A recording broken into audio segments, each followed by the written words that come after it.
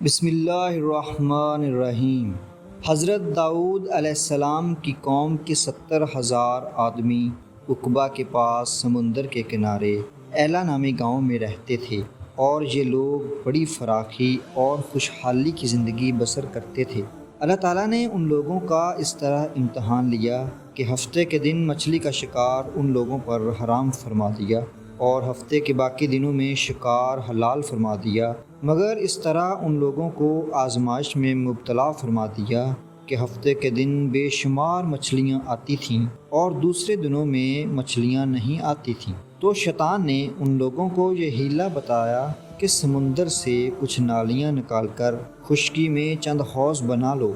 اور جب ہفتے کے دن ان نالیوں کے ذریعے مچھلیاں حوض میں آ جائیں تو نالیوں کا منہ بند کر دو، اور اس دن شکار نہ کرو بلکہ دوسرے دن آسانی کے ساتھ ان مچھلیوں کو پکڑ لو۔ ان لوگوں کو یہ شیطانی ہیلہ بازی بہت پسند آئی، اور ان لوگوں نے یہ نہیں سوچا کہ جب مچھلیاں نالیوں اور حوضوں میں مقید ہو گئیں تو یہی ان کا شکار ہو گیا۔ تو ہفتے ہی کے دن شکار کرنا پایا گیا، اور جو ان کے لیے حرام تھا۔ اس موقع پر ان یہودیوں کے 3 گروہ ہو گئے۔ کچھ لوگ ایسے تھے جو شکار کے اس شیطانی ہیلے سے منع کرتے رہے اور ناراض و بیزار ہو کر شکار سے باز رہے، اور کچھ لوگ اس کام کو دل سے برا جان کر خاموش رہے، دوسروں کو منع نہ کرتے تھے، بلکہ جو لوگ ان لوگوں کو منع کرتے تھے ان سے بھی کہتے تھے کہ تم لوگ ایسی قوم کو کیوں نصیحت کرتے ہو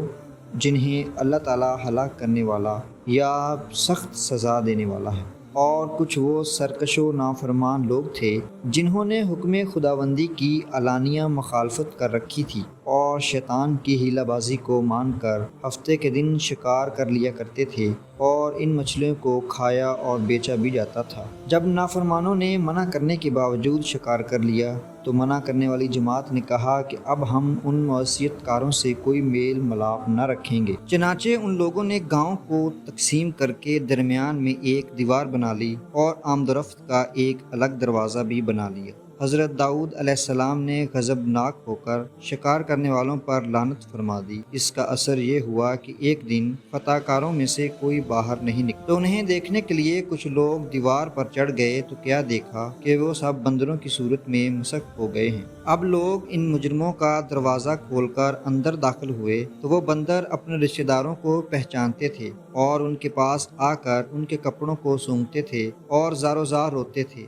مگر لوگ ان بندر بن جانے والوں کو نہیں پہچانتے تھے۔ ان بندر بن جانے والوں کی تعداد 12,000 تھی۔ یہ سب 3 دن تک زندہ رہے اور اس درمیان میں کچھ بھی کھا پی نہ سکے، بلکہ یوں ہی بھوکے پیاسے سب کے سب ہلاک ہو گئے۔ شکار سے منع کرنے والا گروہ ہلاکت سے سلامت رہا، اور صحیح قول یہ ہے کہ دل سے برا جان کر خاموش رہنے والوں کو بھی اللہ تعالیٰ نے ہلاکت سے بچا لیا۔ معزز ناظرین، ان لوگوں کی شکلیں مسخ ہونے کے بعد بندروں جیسی ہو گئیں، تاہم ہم لوگ کیونکہ امت محمدیہ میں سے ہیں، اس لیے ہماری قوم کے گناہوں کے باوجود چہرے تو حضور اکرم صلی اللہ علیہ وآلہ وسلم کی دعا کی بدولت مسخ نہیں ہوں گے، لیکن گناہوں سے متعلق آخرت میں حساب ضرور دینا پڑے گا۔ اللہ تعالیٰ ہم سب پر اپنی خاص رحمت فرمائے۔